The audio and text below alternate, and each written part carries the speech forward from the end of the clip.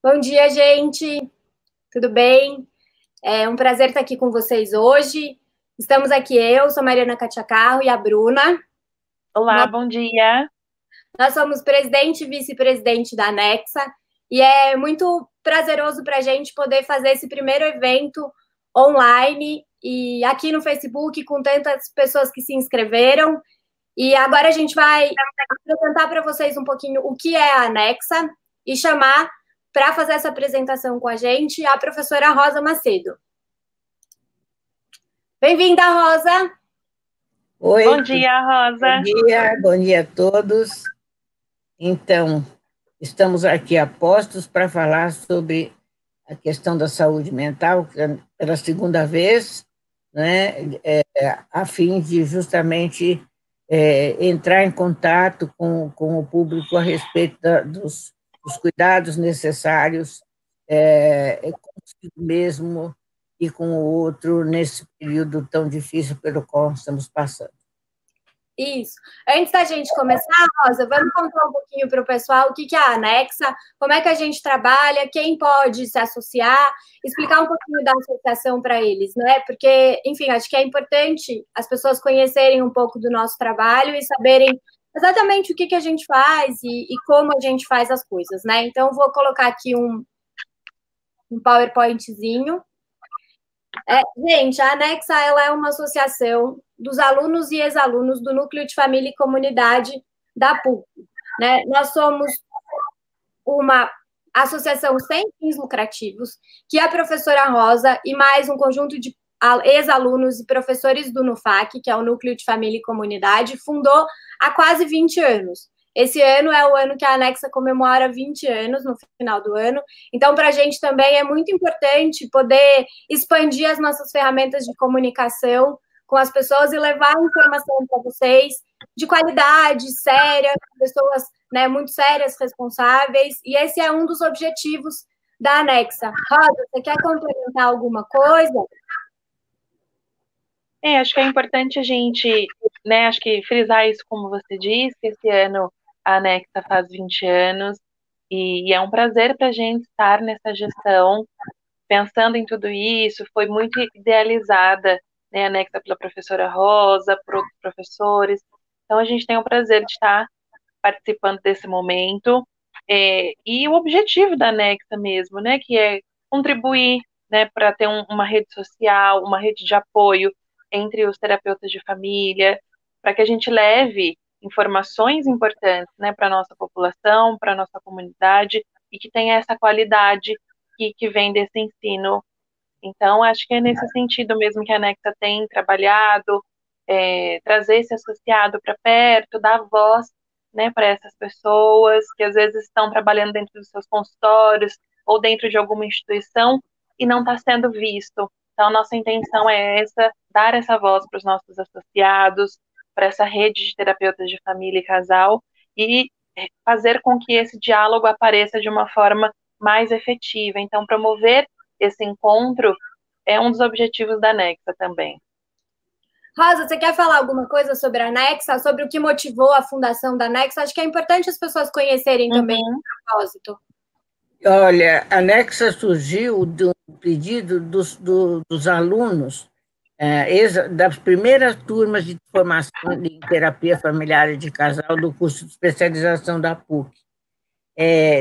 Depois da segunda turma de formandos, eles se sentiam, era muito novo, era tudo muito no começo, era 89, então as primeiras turmas se formaram em 91, 90, 91, eles se sentiram muito isolados, eram os primeiros terapeutas de família formados na universidade, e então eles tomaram essa iniciativa, vieram falar conosco de formar uma associação que congregasse os ex-alunos no sentido de justamente de manter viva essa rede, essa comunicação e de crescer, inclusive, o grupo de terapeutas familiares que era muito pouco conhecido aqui no Brasil.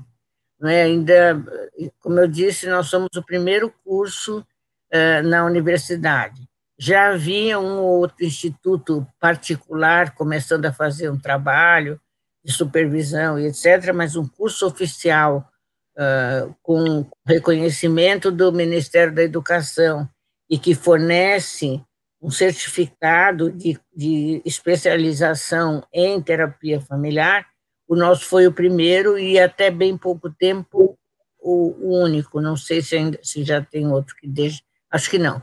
Tem outros que introduziram cursos na universidade, como na PUC do Rio de Janeiro, mas não reconhecidos em termos de dar certificado de especialização em terapia familiar. De modo que o nosso curso ele tem uma característica específica e que dá a ele um peso, né, um valor importante, porque, no fundo, quer dizer assim, ele vale como um documento para concursos e para, né, para qualquer outro tipo de recurso que o profissional queira ter, quer dizer, ele tem um certificado, né, pelo Ministério da Educação, de que ele tem aquela formação garantida pelo selo PUC, que afinal também é uma instituição respeitada, né, no Brasil, no mundo, né, e com isso, então, os alunos começaram a trabalhar e a gente começou, então, a convidar o pessoal que tinha se formado anteriormente e tal, e fomos, assim, formando um pequeno núcleo, né, que foi se expandindo, e a gente deve muito, inclusive, ao esforço de um aluno que, infelizmente, não está mais entre nós, que é o Gilberto Picoski, que realmente se dedicou, assim, com muito entusiasmo para dar início, trabalhou bastante para regimentar as pessoas e para fazer o anexo acontecer, né? Então, já teve altos e baixos, e agora, justamente, eu acho que é um momento em que já temos mais de 300 profissionais formados no nosso curso, e eles estão esparsos por aí. Eu acho que está na hora justamente de regimentar novamente, né, os nossos colegas e para formarmos um núcleo forte de disseminação e socialização do conhecimento, de orientação, de apoio para as pessoas. Muito legal, Rosi. Acho que é importante também a gente frisar que não são só os alunos do curso que podem se filiar à Anexa, né? Os alunos também que foram orientados tanto por você quanto pela Lelê, que está aqui hoje com a gente, os alunos, todos que fazem mestrado e doutorado ou já passaram pelos programas de mestrado e doutorado em psicologia clínica no Núcleo de Família e Comunidade da PUC, também são bem-vindos como nossos associados, né? Acho que isso é uma informação que poucas pessoas sabem. Então, se tem aí alguém que passou pelo núcleo nesses programas, escreve para a gente que você é super bem-vindo também para fazer parte dessa rede e para a gente te ajudar a divulgar seu trabalho, suas pesquisas ou cursos que você, porventura, né, venha a dar, oferecer. E aí, a Bruna estava dizendo, né, e a Rosa também, acho que a gente já teve tantos altos e baixos na Anexa, e a gente gostaria de apresentar, então, quem está conosco nessa gestão, porque ninguém faz nada sozinho, né, e tudo isso só está acontecendo porque a gente tem uma equipe que trabalha e trabalha junto, e isso é muito legal. Todo mundo, quando resolveu assumir, né, essa gestão, tinha um propósito de trazer inovação, trazer coisas diferentes para vocês, para que a gente realmente pudesse movimentar a Anexa e fazer dessa rede uma rede de suporte e acolhimento, porque acho que talvez nesse momento faça muito mais sentido para a gente pensar o quanto que é importante ter essa rede de apoio, né, depois de tudo isso que a gente passou a viver nos últimos 2 meses. Então, eu aqui apresentar para vocês a nossa gestão, que ela é composta. Bru, fala aí. Então, essa é Mariana, né, Katia Carra, quem está falando, é nossa atual presidente. Eu, como vice-presidente, Bruna Pereira.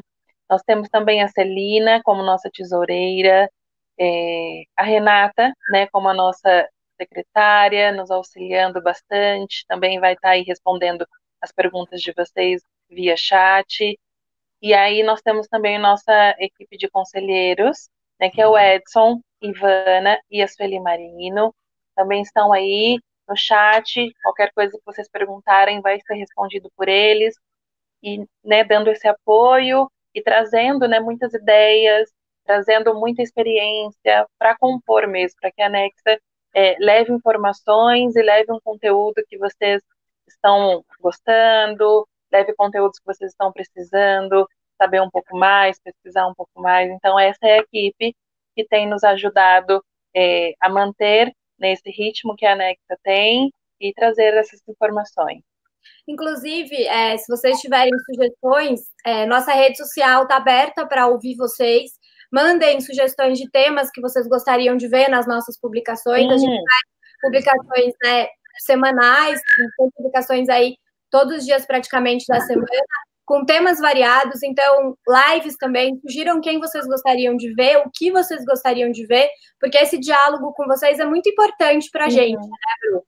E aí... Sem dúvida. E esse tema, né, Mari, que a gente pensou no final do ano passado, veio através do nosso primeiro seminário. Então, foi um seminário que já estava desenhado, né, desde o ano passado, e aí ia acontecer presencialmente, a gente transferiu para esse formato, mas o interessante é que veio através, depois da pesquisa que a gente fez do primeiro seminário. Então, foi algo que quem esteve lá quer saber um pouco mais sobre todos esses assuntos, então a gente trouxe isso nesse seminário também.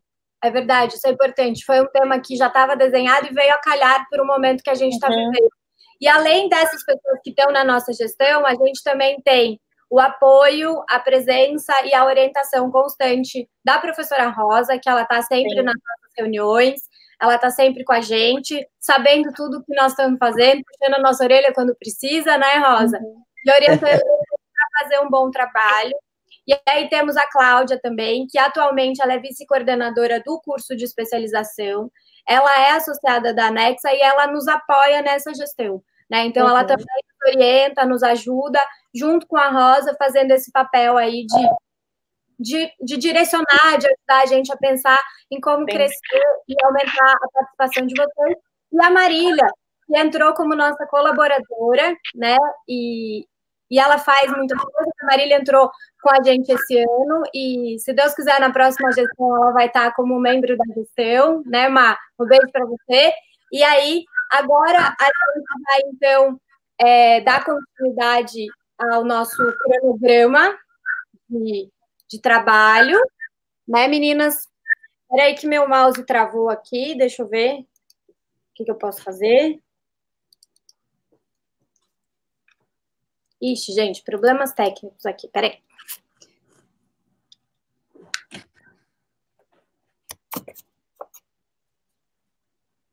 Bom, a gente vai dar continuidade ao nosso trabalho aqui.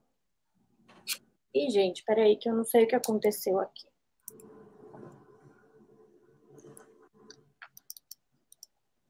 Ah, pronto, meu mouse tinha travado.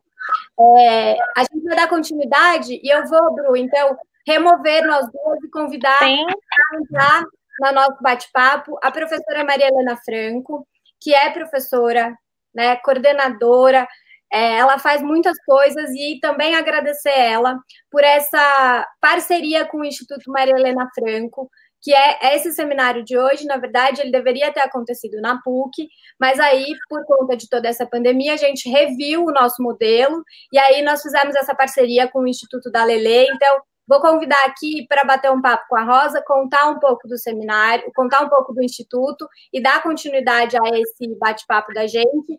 A Lelê.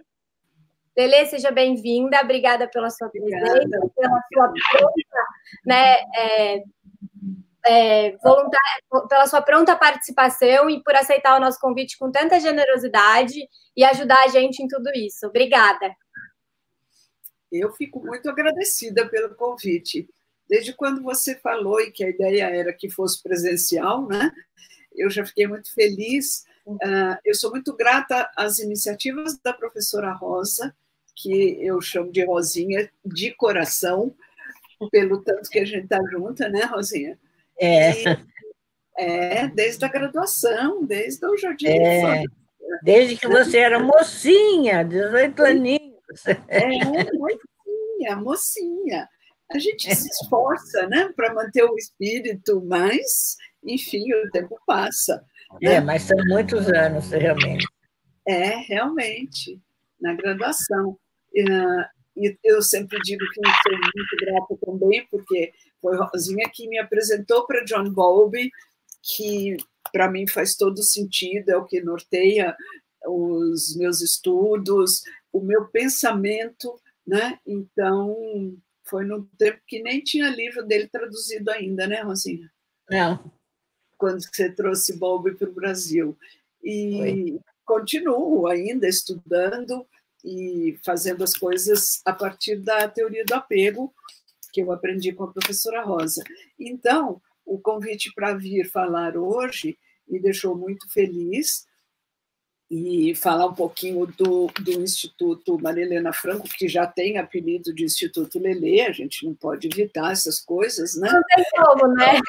Não tem, mas tá bom. Oficialmente tem um nome, mas para os íntimos pode ser assim. Ele, na verdade, ele nasce recentemente, mas ele tem 45 anos de idade, que é o tempo que eu tenho de formada.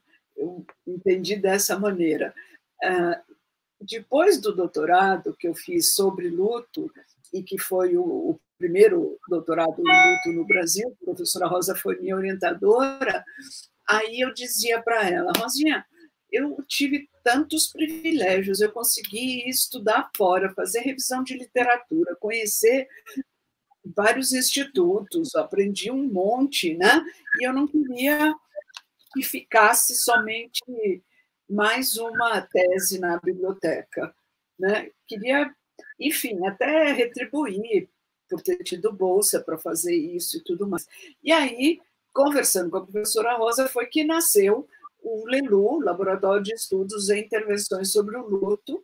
Eu me lembro muito bem do dia que a Rosinha falou assim, ponha intervenções, porque você não vai só fazer pesquisa, você vai fazer coisas, vai atender pessoas, vai formar terapeutas. Eu lembro bem dela falar, porque eu falava assim, Laboratório de Estudos sobre o Luto. Ela falou, não, tem que pôr intervenções. Então, pronto, ele tem esse nome comprido, que, enfim, explica o que ele faz, e que foi fundado em 96. O LELU existe até hoje, está aí, junto ao Núcleo de Família e Comunidade também, e a gente vem fazendo pesquisas, tem o braço clínico, como eu digo, os atendimentos na clínica da PUC e a formação de terapeutas também. Então, está aí firme e forte, né? Às vezes nem tão firme, nem tão forte, mas está aí fazendo coisas e tem um reconhecimento grande, no Brasil e fora, posso dizer sem falsa modéstia, porque eu acho que a gente trabalha muito para conseguir esses resultados, né? E agora, o Instituto Lelê vem de eu pensar, eu daqui a pouco talvez me aposente da PUC, não sei como vão ser os próximos anos e tudo mais, e por que não, a partir da minha experiência desses anos todos, ter alguma coisa que possa levar o meu nome, né? E que traduza as coisas que me interessam, que eu venho fazendo, que eu venho desenvolvendo aí.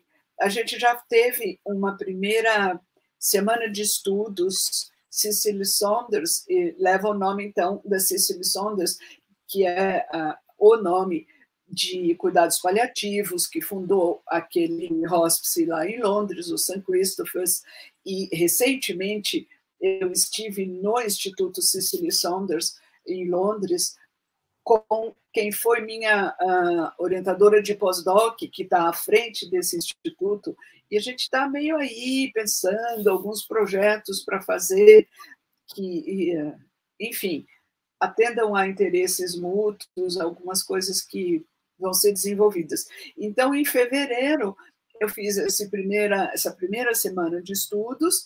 Eu quis chamar assim de primeira semana de estudos porque ela tinha um outro caráter além de um curso, porque envolvia muito a participação das pessoas e de quem eu convidei para falar sobre questões de final de vida, de cuidados paliativos, de comunicação em situações críticas e tal. Então, para dar esse contorno de uma participação mais coletiva, vamos dizer, de mão dupla. E já estou aqui planejando a segunda semana, que vai ser em julho, e aí com essa história, vai ser presencial, não vai, não sei o quê, eu falei, olha, assunto encerrado, vai ser à distância, porque a gente fica naquele lugar de não saber o futuro, né? Então vamos determinar assim e fazer um curso pensando dessa forma. E o foco dessa segunda semana de estudos vai ser muito alinhado com a proposta do nosso encontro agora, porque vai ser isso do cuidado que o profissional que trabalha em situações de dor, de sofrimento e de crise, os cuidados que ele pode e deve promover para si, né? Então, já estou aí com a estrutura organizada para fazer isso, pois tem que ver todas essas questões tecnológicas, né, para poder acontecer, e também, pelo Instituto, a gente vai fazer, vão ser 2 dias de estudo trabalhando com luto e espiritualidade, porque é uma área que vem se desenvolvendo, tem uma ex-orientanda, a Regina Liberato, que trabalha muito com espiritualidade, então eu convidei para vir junto e fazer esse dia de estudos aí. Então, o foco do Instituto Lelê é esse, coisas que estejam alinhadas com o que eu venho fazendo, né? E que tenham esta abertura para buscar um pouco, quebrar alguns limites, trazer algumas coisas que não tenham sido muito abordadas, enfim, né? E junto com isso, agora, com a pandemia, eu juntei psicólogos, né, então, já formados, que foram alunos do LELU, que foram alunos do Núcleo de Família e Comunidade, para a gente oferecer um atendimento com foco, com terapia breve, para pessoas enlutadas em razão da pandemia, né? Tanto profissionais de saúde que tenham perdido seus colegas de trabalho, amigos e tudo, como familiares que tenham perdido pessoas da pandemia. E estamos com um grupo muito bom, muito ativo. A gente se encontra para supervisão 2 vezes por semana, que aí eu entro com eles e vimos os casos. E como é tudo online, está muito interessante, porque a gente tem pessoas de vários lugares do Brasil. Não é só daqui de São Paulo, né? Porque tanto faz. Tem gente de Manaus que está sofrendo muito com a pandemia e que a gente está acolhendo aí para fazer a terapia breve.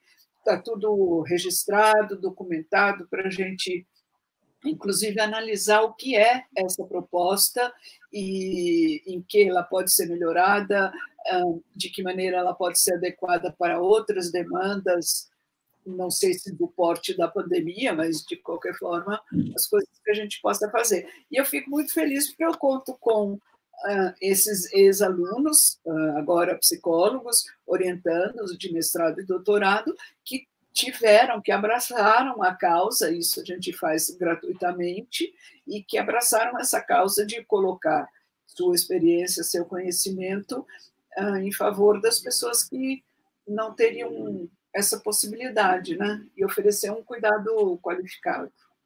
Então... Muito bom, Lê. Obrigada. Agora eu vou remover a Bruniel daqui da sala e vou chamar a Cláudia também para compor esse espaço de bate-papo com vocês. E aí, qualquer coisa que vocês precisarem, a Bruniel e o Edson estamos aqui na retaguarda, vocês avisam a gente que a gente volta. Tá bom? Até já.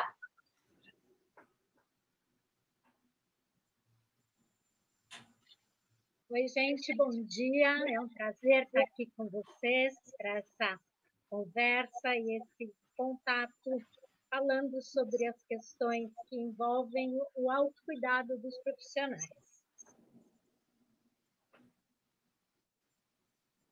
Lelê, acho que você pode... Sou eu que falo? Isso, você começa. Tá bom. Então, vamos lá. Então, Isso do autocuidado dos profissionais, eu acho que bate em um preconceito que eu já encontrei várias vezes, de achar que é uma coisa fútil, né? O profissional tem que ser qualificado tecnicamente, né? Trabalhar eticamente nos conformes, muito bem, mas isso do autocuidado, né? E eu digo que é um preconceito porque vem até junto com preconceitos relacionados à saúde mental, né? Como se saúde mental fosse alguma coisa que se construísse além do sujeito e sem que ele seja protagonista disso, né? E quanto a gente tem visto adoecimento, sofrimento psíquico do profissional no seu fazer cotidiano, né? Quanto mais ainda numa situação como a gente está vivendo agora, toda extraordinária, né? Eu tenho lido que a próxima pandemia será uma pandemia de saúde mental, Sim. né? Consequente a todo mundo ficar dentro de casa e sem interagir como está acostumado ou como gostaria e tudo mais. E os profissionais da área correndo atrás, né? Eu acho que isso, Lelê, mostra muito como nós temos um trabalho muito solitário, num certo sentido. Porque a gente está com os clientes, a gente está com as dores e os pesares, e a gente está com a gente mesmo, às vezes a gente vai dividir numa supervisão, mas o dia a dia do nosso trabalho é a gente com a dor do outro. Agora, nós também estamos sofrendo essas dores. E a gente não tem um espaço assim para a gente realmente assumir que a gente cansa, que a gente fica triste, que a gente fica sobrecarregado, que a gente fica sem esperança lidando com essas situações todas. Isso aí tem muito a ver, não é, com a questão do paradigmática, né? No sentido de achar que o profissional tem um poder do ofício que o deixa impermeável ao sofrimento, que se esquece de que ele é uma pessoa e que ele compartilha e que ele constrói junto e que, portanto, o sofrimento do outro também o atinge.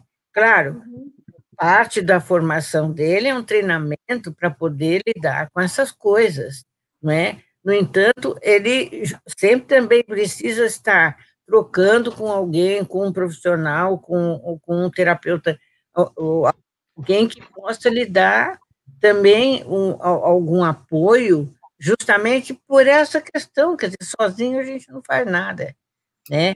E esse preconceito é muito forte. Todos que são psicólogos devem ter tido essa experiência quando eram mais jovens, quer dizer, assim que alguém fica sabendo, isso daqui minha amiga psicóloga, então não vou falar nada, porque senão ela vai descobrir.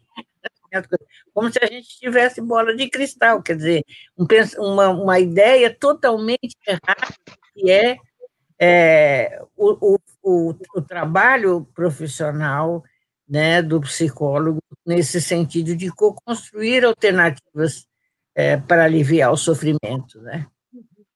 É uma ideia de que a gente tem bola de cristal ou que a gente está trabalhando o tempo todo com qualquer pessoa que apareça na nossa frente. Exatamente.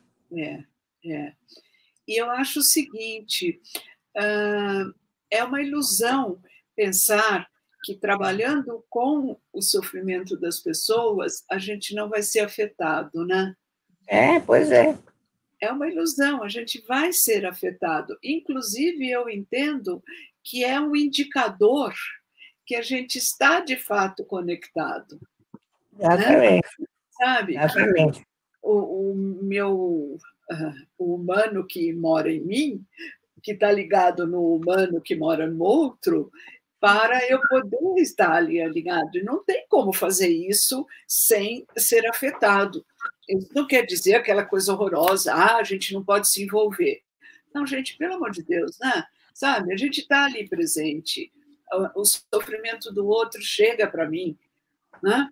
Claro.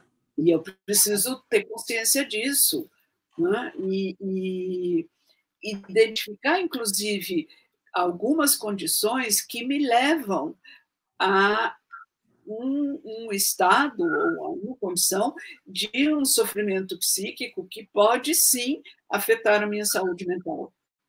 Ninguém é super-homem, Mulher Maravilha, de jeito nenhum, né? Você repetidamente trabalhar com pessoas numa condição de sofrimento, ou a intensidade disso, né? Agora, no cenário da pandemia, a gente está vendo muito isso, né? Sabe? O sofrimento dos profissionais de saúde, por exemplo, não está fácil para eles, né? Eles são diariamente sobreviventes. Na frente de batalha, e daí eles na retaguarda, eles também muitas vezes não podem voltar para as próprias casas, ou não podem ter contato com os próprios filhos. Eu tive contato com um grupo de enfermeiras de Manaus. Uma delas estava dormindo no salão de cabeleireira da mãe. Por quê? Pais mais idosos, né? Ela não podia sair do hospital e ir para casa, né? Então, assim, uma situação que você está cansada, tensa, exausta, e você não pode ir para o teu quarto, você não pode ir para a tua própria cama. Então, são situações difíceis, e mesmo nós, profissionais da psicologia, ouvindo isso, fica difícil. O que a gente oferece, o que a gente dá? Ok, a gente dá uma acolhida, mas está sendo uma acolhida que nem de abraço de verdade a gente consegue dar. É nesse abraço virtual, nessa distância que nos traz uma angústia muito grande. Sem dúvida. E a Annalise está com um comentário aí de que ela precisou chorar um pouco para desabafar de tanto sofrimento no atendimento dela. E é bom essa pontuação dela, porque a gente precisa achar situações de descompressão, né? Sim. Ou pela rede de apoio, ou então um momento de chorar, e chorar um choro que tem muito choro ali, né? Com muito significado. Então, gente, mas a gente tem que admitir que é vulnerável e procurar alívio de alguma maneira, porque senão acabamos com essa taxa de burnout que existe nessas profissões que têm um sofrimento máximo, né? Então, a gente não pode negar que também ficou afetado, que também é afetada. Não é fragilidade, não é erro, nada. Que é uma das questões de defesa que às vezes o profissional usa é uma resposta simplesmente tecnicista, né, usando o psicologuês ou a língua que for, que, afinal das contas, faz com que ele se sinta aliviado, que se cumprir minha obrigação. Agora, se o outro entendeu e o que serviu para o outro, e como isso deu alívio e etc., não se sabe, né? Mas no sentido de se autoproteger. Não é assim, né? Não é assim. A subjetividade está presente no contato.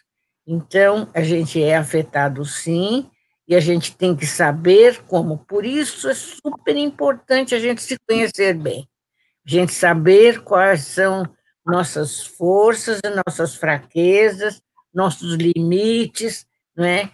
Coisas com as quais a gente tem condições de trabalhar e com as quais não tem condições de trabalhar. Isso é super importante. O autocuidado requer, sem dúvida, autoconhecimento. Né? Porque aí é saber disso. Olha, eu posso ir até aqui, ou eu estou repetidamente numa situação muito difícil e eu não estou com rede de apoio, né? Exatamente. Então, estou no meu limite, né? E isso não Exatamente. isso é humano. Nós temos sempre na faculdade uma máxima de que nós, psicólogos, somos o nosso próprio instrumento de trabalho. De que maneira a gente está cuidando desse instrumento de trabalho que a gente tem, né? Autoconhecimento super necessário, a gente está cuidando da nossa mente, a gente está sabendo quais os nossos limites, o que a gente pode fazer ou não pode fazer, mas cuidar da gente, da pessoa da gente, como a gente faz isso? Muitas vezes eu vejo que a gente não cuida da alimentação, não cuida do corpo, não cuida da mente, não cuida do espírito, numa corrida para cuidar do outro, para ajudar o outro. E nessa demanda da pandemia, antes da gente começar, a gente até estava conversando, né, Lele, como a gente está trabalhando muito mais do que antes da pandemia. Então, como a gente está cuidando da gente? A gente vive numa situação de angústia, de ansiedade, que é real, não é ansiedade neurótica. Não. Porque a gente está ansioso, vai terminar, não vai terminar, quando vai terminar? Se eu sair, eu vou ficar doente também, não vou. Eu tenho um amigo que está doente, o que eu faço para ajudar? O que eu faço para me ajudar? A Luri está falando aqui da conta das fragilidades e da nossa vulnerabilidade, sim, porque a gente cuida das nossas dores. E isso nos fortalece na medida em que a gente não precisa fugir delas, né? Exatamente. O desgaste que dá para a gente fugir da nossa dor vai repercutir na qualidade do trabalho que a gente faz e na nossa saúde também. Claro. E como, aí pensando, né, autocuidado passa por eu ter equilíbrio entre vida pessoal e vida profissional. Tá, muito bem. Equilíbrio é uma coisa dinâmica, não é estático, né? Então, às vezes, vai mais para lá, vai mais para cá. Há horas em que a gente é mais demandado na vida pessoal e meio que deixa de lado algumas questões profissionais ou não são tão intensas, e, ao contrário, também, né? E como esse equilíbrio também pede da gente validar o autocuidado, né? Porque eu vejo pessoas assim que se aprimoram, que estão estudando, e que faz curso, e que isso e aquilo, etc., e dá uma passadinha em casa, né? Para ver se está tudo bem, e o lado pessoal deixa de ser um alimento, algo que te nutre, que te fortalece também, né? Sim. Eu acho que nessa situação da pandemia, acho que ficou muito claro para nós o quanto nós todos precisamos uns dos outros. Sem dúvida. Quanto a gente precisa de conversas, de trocas, de aconchegos. Né? Então, assim, a gente acho que vinha numa correria muito grande em todos os níveis, de agendas cheias, de atividades, de produção, de consumo, e, de repente, com essa super brecada que nós tivemos que dar, a gente começou a olhar do lado e falar que tem saudade, que é bom ficar em casa, que, de repente, já que eu estou em casa, nossa, a gente consegue almoçar em casa todo mundo, ou jantar em casa, uma coisa que, pelo menos na minha casa, há muito não acontecia com regularidade. O próprio ato de ir para a cozinha e o que vamos fazer? Né? Vamos fazer uma coisa gostosa, algo que nos relembra alguma coisa passada. Então, assim, esse contato dentro de casa, eu acho que está sendo uma possibilidade muito enriquecedora. E a gente também buscar os contatos fora de casa, não só com os clientes, com os amigos também. Eu acho que isso nos fortalece. E esse estar em casa agora tem um significado completamente diferente do ficar em casa anterior. Quer dizer, antes, o ficar em casa era o lugar da mulher para fazer os serviços domésticos.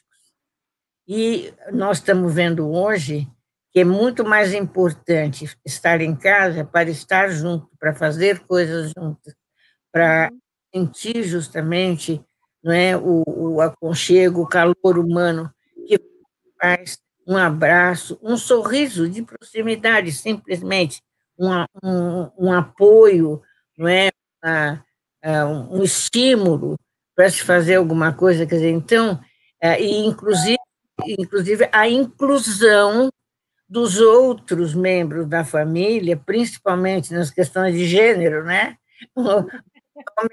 Começando a lavar louça, ajudar, né? Não é para ajudar, quer dizer, aquilo que eu sempre falo, a casa não é nossa, então você não está me ajudando, você está contribuindo para limpar a casa. Eu faço uma parte, você faz outra parte, porque não é para mim que está fazendo, mas é para nós. Então, essa ideia do nós, eu acho que é muito importante e é uma ocasião muito, muito, muito propícia para a gente valorizar e para a gente pensar nisso. Eu acho que um resultado que a gente vai ter, e é muito propício que seja assim, é solidariedade, né? Exatamente. Fazendo esse movimento de serem solidárias, nem sabe para quem, não é?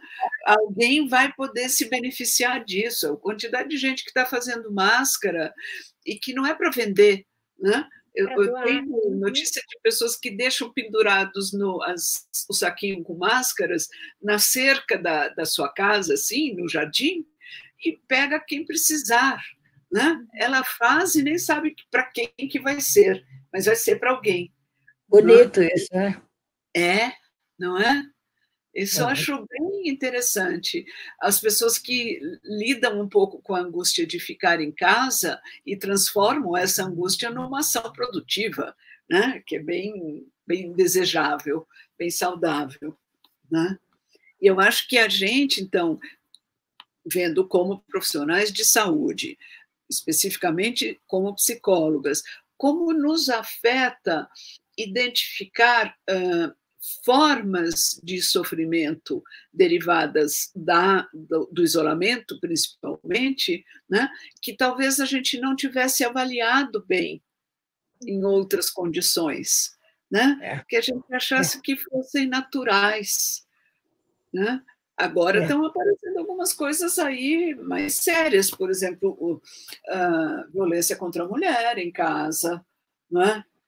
Sabe? É porque está lá 24 horas, 7 dias, né?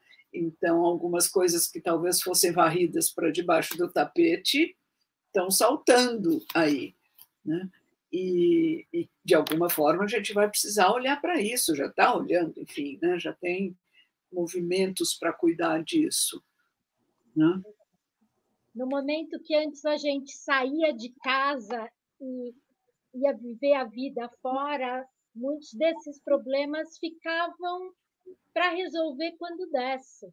Muitas vezes aconteciam grandes brigas ou desentendimentos no final de semana, mas chegava segunda-feira e já estava tudo resolvido, porque todo mundo voltava à sua vida de rotina.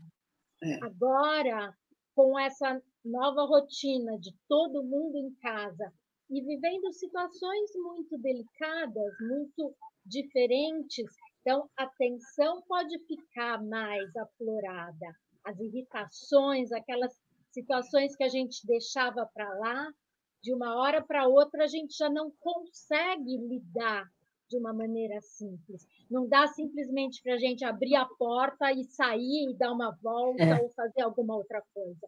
Então, ou a gente resolve de uma maneira saudável, de uma maneira madura, ou o que infelizmente a gente tem visto são situações onde o jeito rápido, explosivo de funcionar é na violência ou é no desentendimento.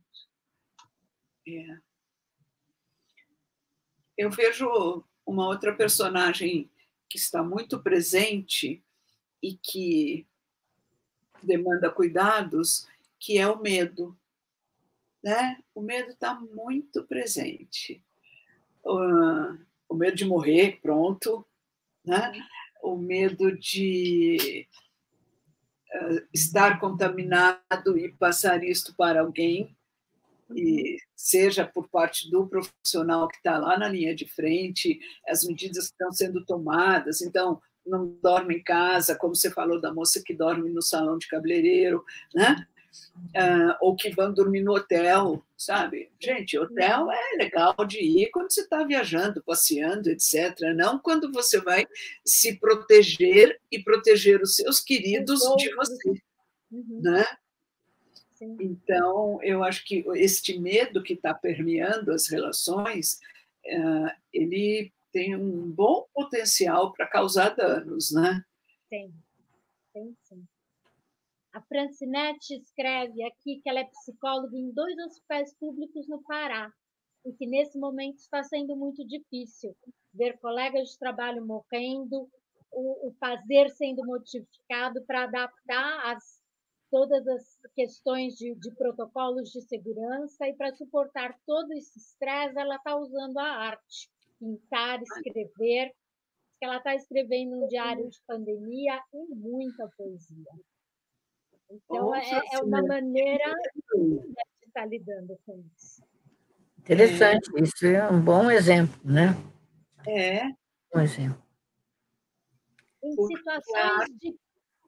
Fala, Lelê, desculpa. Não, a arte possibilita tantas coisas na direção da saúde, não é? Exato. Expressão dos sentimentos mais íntimos e de maneiras bem diversificadas.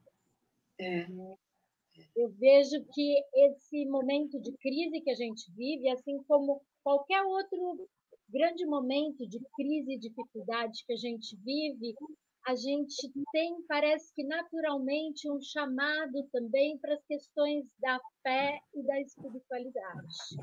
Eu não sei vocês, mas eu tenho ouvido de muitos clientes sobre essa realidade, muitas histórias de situações onde, através da fé, através de orações, através do contato com esse lado espiritual, as pessoas encontram um conforto para lidar com o medo, para lidar com a dúvida de se vai ter um diagnóstico positivado ou não, ou até na despedida de algum querido que se foi, e a gente está vivendo um momento onde as despedidas estão tão diferentes e tão resumidas, a gente não tem direito como se despedir direito. Nesse sentido, eu entendo que a espiritualidade, as crenças que as pessoas têm em algo maior do que elas, pode aliviar, pode dar algumas respostas que a gente não encontra no que a gente está vivendo como prontas. Aqui a Camila está falando lá da Inglaterra, né, Camila? Um dos aspectos mais difíceis é a desmotivação, baixa de energia, falta de um propósito. Muitas questões terem vindo à tona devido à quarentena, sim, e tantas outras, talvez de ordem mais prática, tendo que ser adiadas sem muita noção. Então, Camila, isso que você fala tem uma forte evidência aí no que a gente está vivendo. E, em seguida, o que a Claudinha falou, porque, olha, a gente tem algumas respostas. A gente acredita que as coisas são deste jeito, que se a gente fizer do outro jeito está bom, né? O conceito do mundo presumido do Partes, né? Aquilo que a gente constrói e que diz para a gente o que é o mundo, o que é a vida e o que sou eu assim. O que nós estamos vivendo tirou tudo do lugar, né? E a gente fica com muita pergunta sem resposta, né? Este tempo hipotético chamado quando isto tudo acabar é um tempo hipotético. Eu não sei quando é que é, né? E eu não sei o que vai me mostrar que tudo isto acabou. Como é que vai ser? Né? Então, a fala da Camila de que, olha, a gente fica sem direção, fica desanimado, sim, eu acho compreensível, né? Não é a coisa mais gostosa da gente viver. Aí eu acho que vale mesmo a gente pensar no autocuidado, de buscar outras respostas, porque aquelas respostas que a gente tinha não respondem mais. Aí é a mudança do paradigma. E aí está uma história de quando a gente fala em buscar outras respostas, a nossa cultura nos leva sempre a buscar certezas. A gente quer ter certeza. E justamente o mundo é absolutamente volátil. Os fenômenos são de uma complexidade tal, pela quantidade de fatores que incidem ao mesmo tempo numa determinada situação, todas entrelaçadas, que é impossível a gente dar conta de ver as coisas de uma forma bem global. Quer dizer, nós vemos de certas perspectivas, cada qual tem suas perspectivas. Então, o que a gente precisa é saber que há muitas maneiras de enfrentar ou de resolver a mesma situação. Nesse sentido, o diálogo é importante, porque o compartilhar, a troca e etc. ajuda muito, né? De ver, quer dizer, eu estou desesperada porque eu não consigo isso, o outro conseguiu de um outro jeito. Então, quer dizer, há outras maneiras, amplia, né, as perspectivas e as alternativas possíveis para a gente assumir posições. Né? E além de tudo, mostra, né, ou reforça essa ideia da pós-modernidade, né, de que não há estabilidade, o mundo, as coisas mudam o tempo todo, né? E nesse sentido, dada a complexidade dos fatores envolvidos, é impossível ter certezas. Então, a incerteza e a imprevisibilidade e a função do acaso são aspectos que a gente tem que considerar na nossa vida. Quer dizer, então, a gente precisa ter estofo, né? Precisa ter condições de suportar a ansiedade de não saber. É que, Rosa, a gente, teoricamente, e até na vida diária da gente, a gente sabe dessa imprevisibilidade, a gente sabe dessas não certezas, mas, de repente, todos sermos jogados no meio disso é assustador. Sem dúvida. A gente fica buscando e buscando, e até o que a Maristela fala de que, assim, a angústia que todos estamos vivendo, de que a vida mudou, nunca mais vai ser a mesma coisa, e a gente não tem a mínima ideia de como vai ser a vida depois.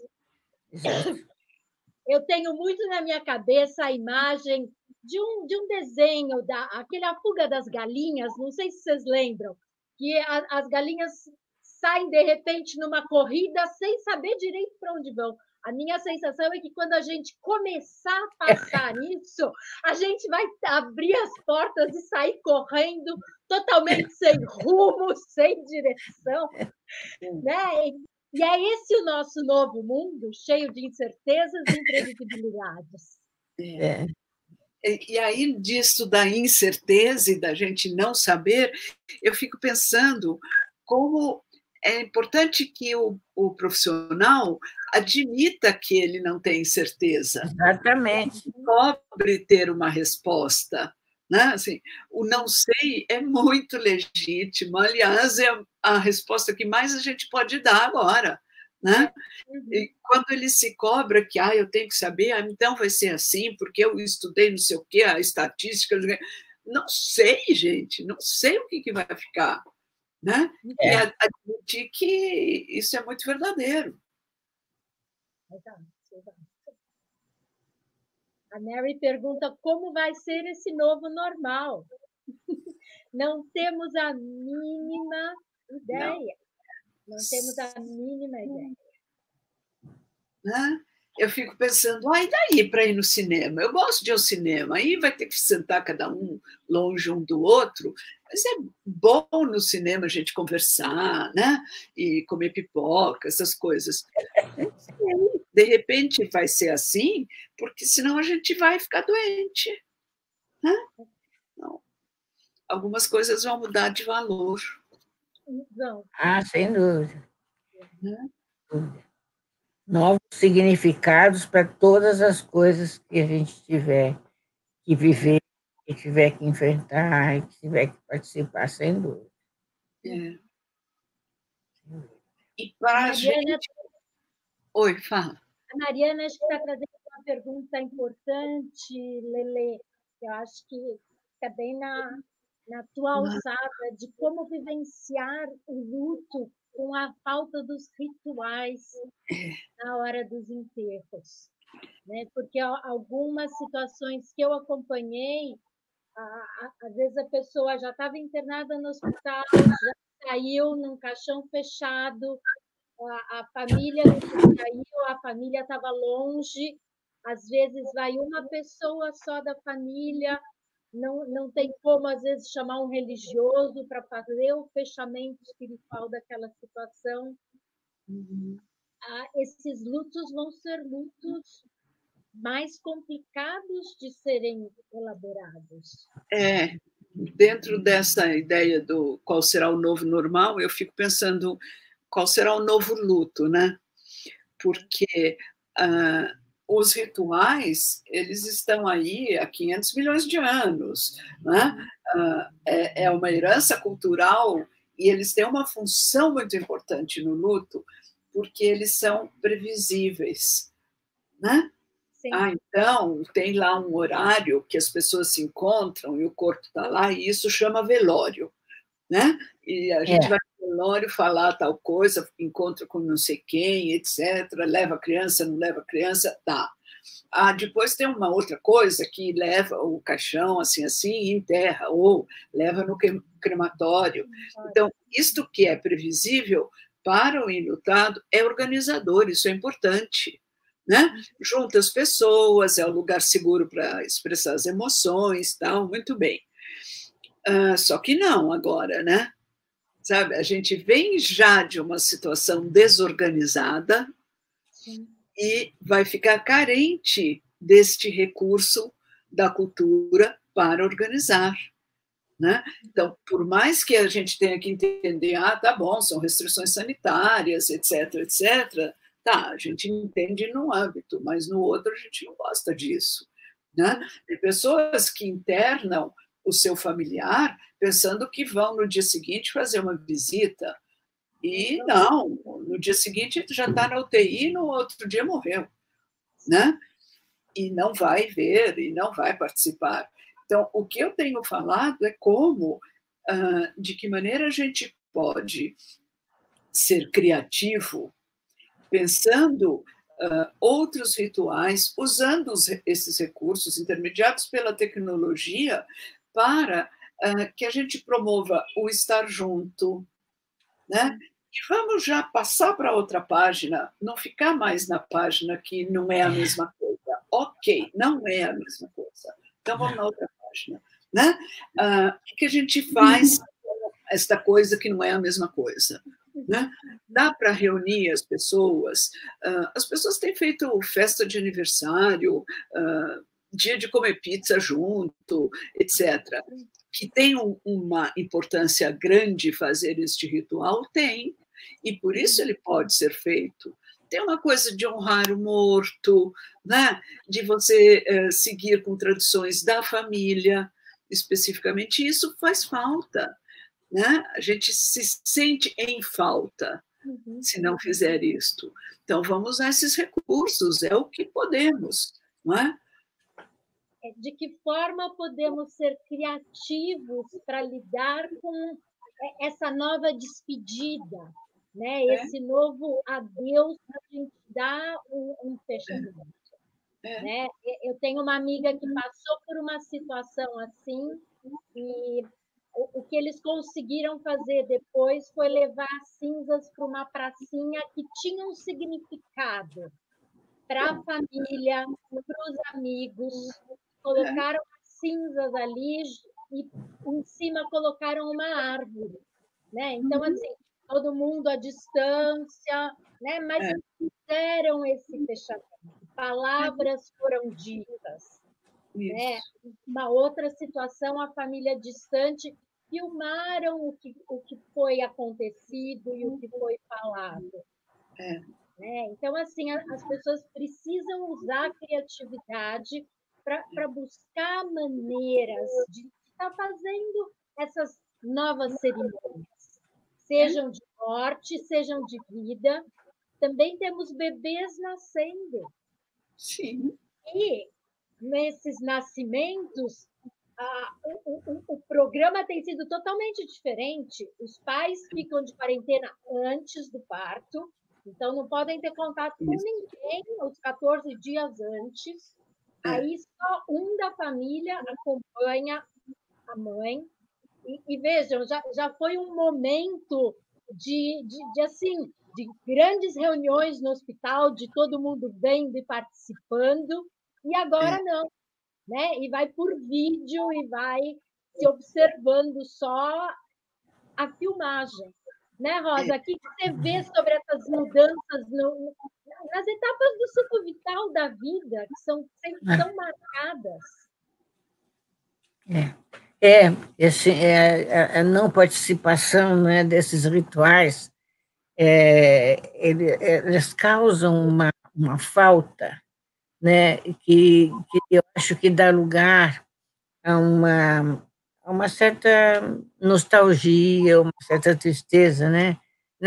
Lógico, eu acho que não é a mesma coisa que o luto ambíguo, mas a pessoa, quer dizer, você vê uma pessoa, você levar uma pessoa passando mal, mas viva, para um hospital e 3 dias depois ficar sabendo que ela foi enterrada não sei aonde, numa vala comum, sei lá o quê, quer dizer, sabe, de que maneira a pessoa pode recuperar, digamos assim, a relação com esse ente querido, né? As memórias e as homenagens e tudo, que, afinal das contas, fazem parte do luto, porque essa pessoa sempre vai ter um lugar na vida da gente, sempre, né? E então fica muito difícil também, e o sofrimento é muito grande, quer dizer, as queixas das pessoas que não sabem o que aconteceu, quer dizer, ficam sabendo 2, 3 dias depois que o seu parente morreu, que já foi enterrado, tem que sair atrás para saber aonde, quer dizer, sabe, é uma coisa, assim, muito perversa, muito complicada, é muito difícil, né, existencialmente para a relação das pessoas, né, porque, assim, o medo de que a pessoa vai morrer, a possibilidade que ela morra e etc., está presente, mas não participar do processo, né, ser excluído, né, aumenta muito a angústia e o sofrimento. Rosinha, você vê uma semelhança disso com outro momento histórico que a gente tenha passado? De não ter os rituais, de não saber onde está? Eu acho que eu tenho pensado muito nisso.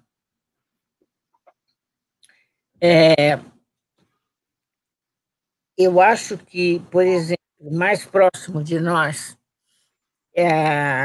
o período da industrialização causou um reboliço parecido, porque a mudança foi muito abrupta e muito grande, quer dizer, assim, do êxodo do campo para a cidade, e a o tempo, né, e o desgaste do pessoal nas fábricas, aprendendo a lidar com o maquinário, quer dizer, tendo contato com uma coisa nova, quase se sentindo parte da máquina, né? Enquanto, por outro lado, era preciso organizar a vida doméstica, né? Então, realmente, foi um período assim, de grande mudança, porque já tinha passado algum tempo o paradigma teocêntrico das explicações todas serem atribuídas ao poder divino e tal, né? E passado aquele boom da criação da Renascença, né? Com toda a possibilidade das pessoas criarem coisas tão novas, coisas tão bonitas, tal. De repente, eu acho assim, a industrialização é um massacre na vida individual das pessoas, porque todo mundo ficou meio máquina, né? Todo mundo teve que entrar no processo, né, sem saber muito até onde ir, qual era o limite, quem pode, quem não pode, né? Então, crianças, adultos, todos trabalhavam horas e horas, e apesar disso, a situação era muito pesada, eu tinha fome, né? Porque não estava organizada ainda a cadeia, né, de produção e de organização com essas coisas. Quer dizer, o sistema não tinha ainda uma organização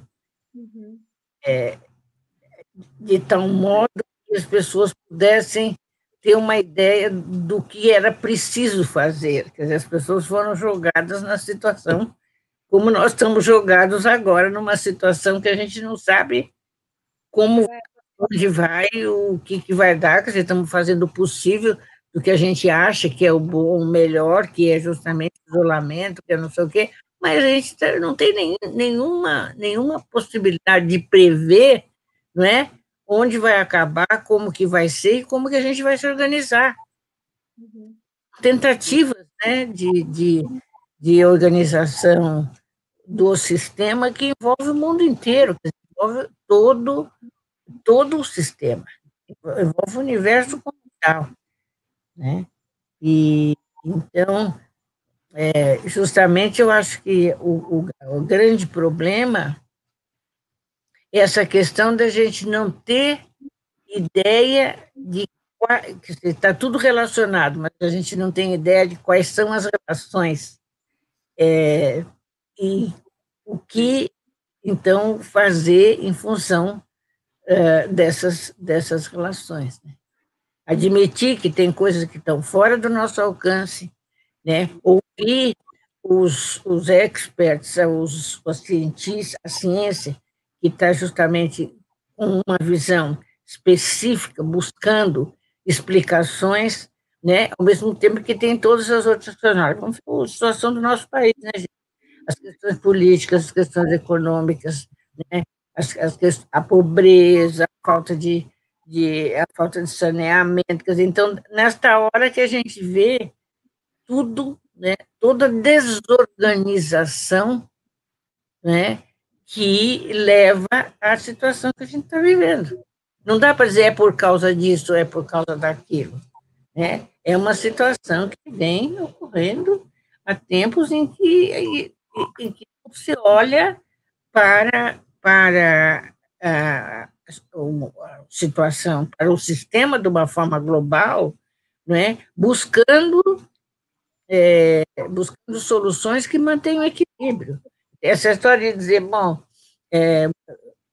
pensando, por exemplo, simplistamente, né, de uma forma reducionista, dizer assim, bom, se o morcego é o hospedeiro natural do corona, e então o que fazer para acabar com isso? Matar todos os morcegos? E aí? O morcego tem um lugar na cadeia. Alguma coisa, para alguma coisa ele serve. Agora, alimentar, né? Então, agora, ter morcego demais, deixar juntar um monte de morcego debaixo do seu telhado, ter contato do homem com o animal selvagem, como na China, inclusive consumir, né, essas coisas, quer dizer, são todos elementos que vão criando situações, não é? De inter-relações que vão produzindo as coisas e que a gente não...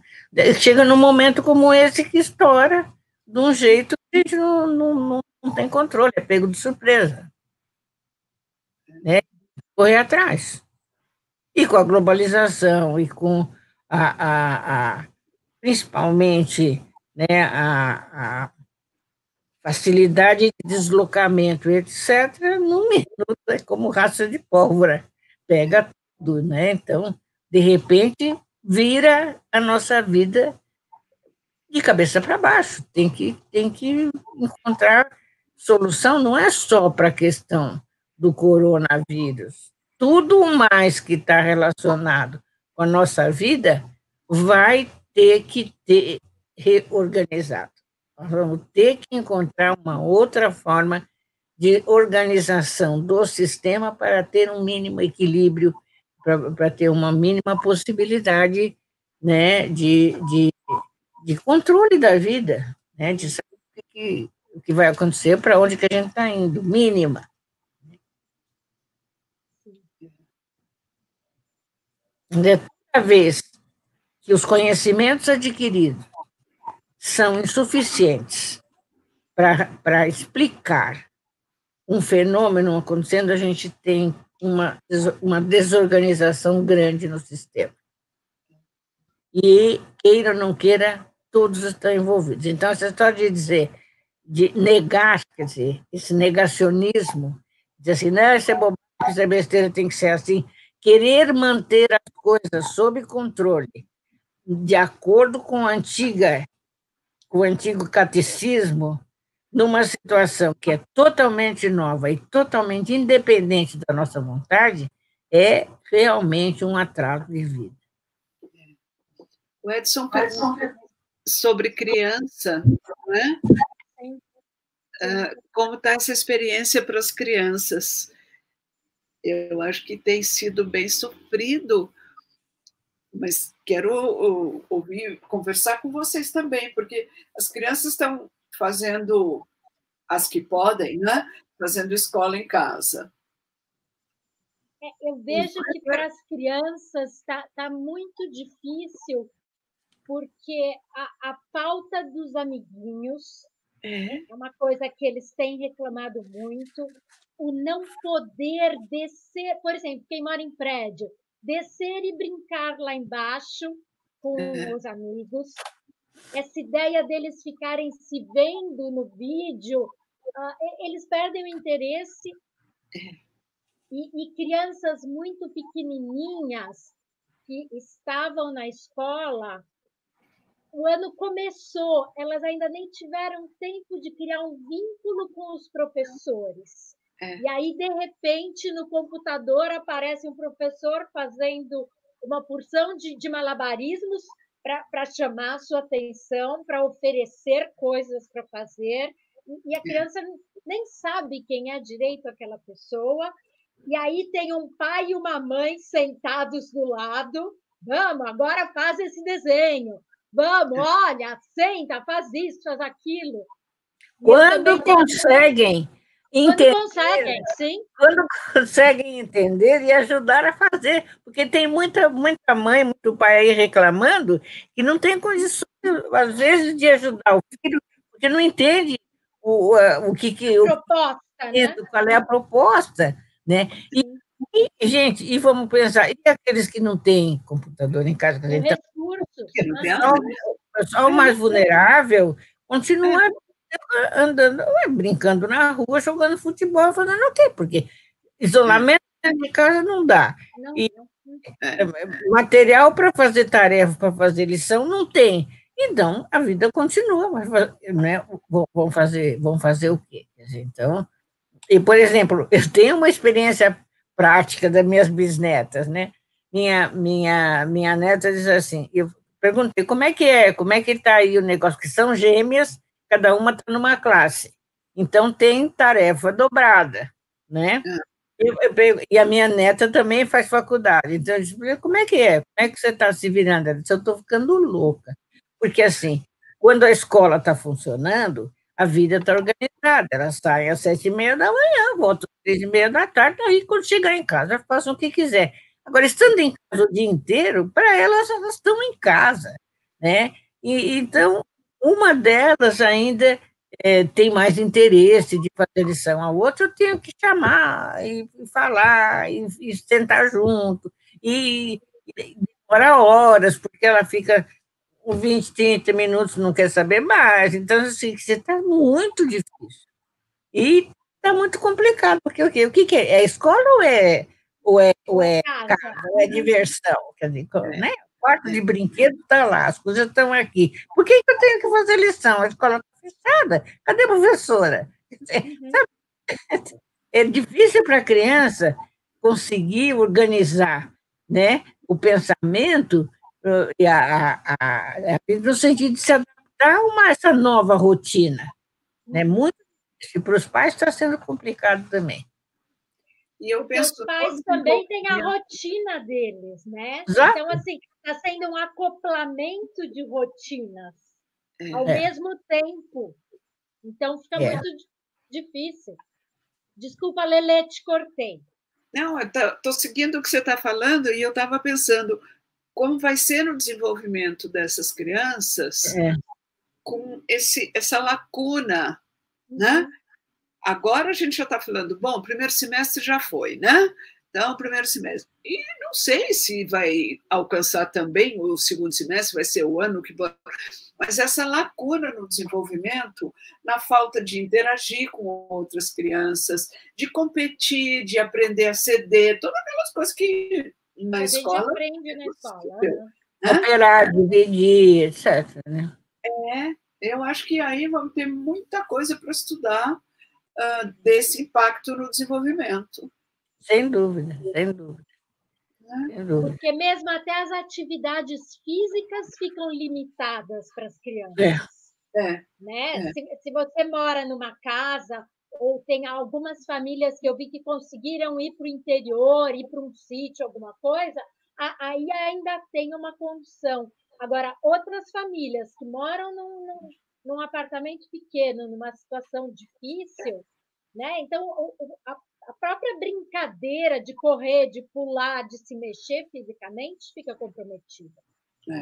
No prédio aqui do lado do meu consultório, eu tenho vista para o pátio e, passados alguns dias da pandemia, eu tenho a impressão que os moradores se organizaram porque em diferentes horários eu percebo aqui da minha janela que descem famílias para a criançada correr, brincar.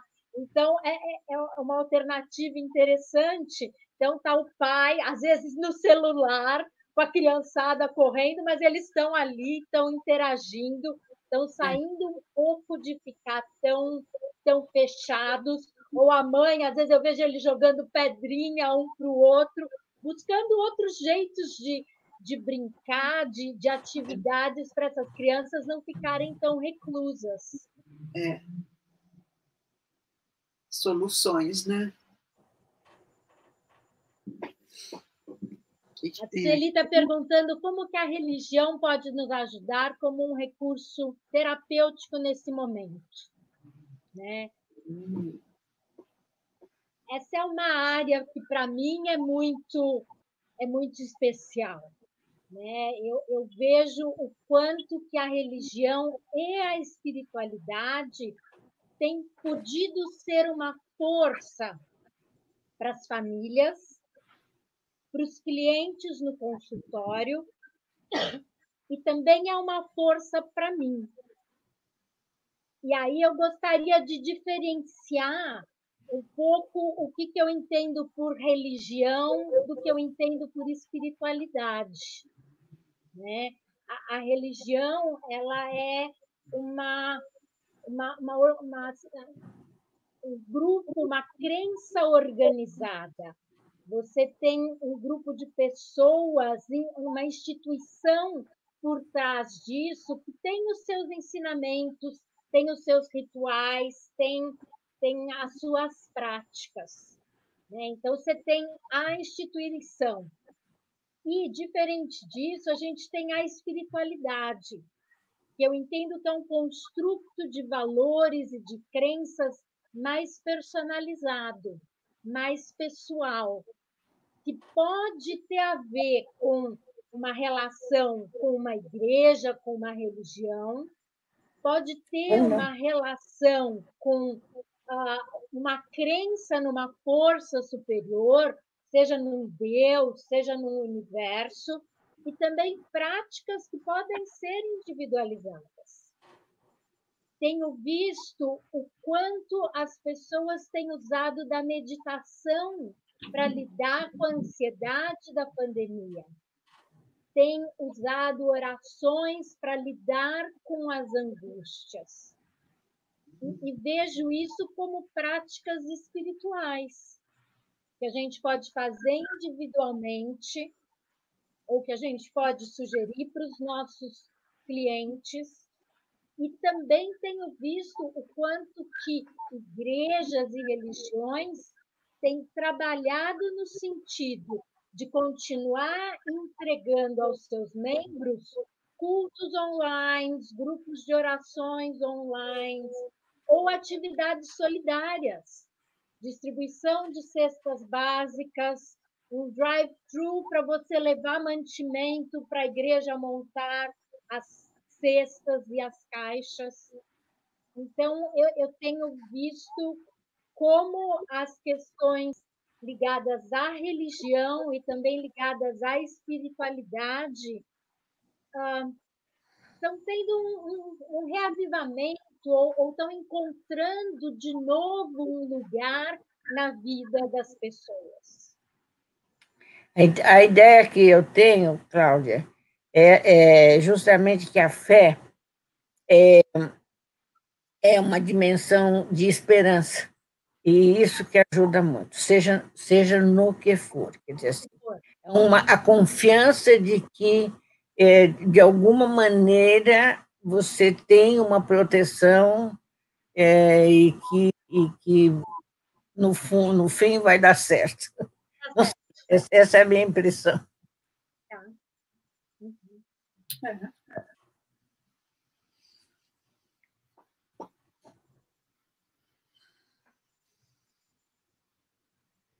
Suicídio na pandemia. Como lidar com a ideação?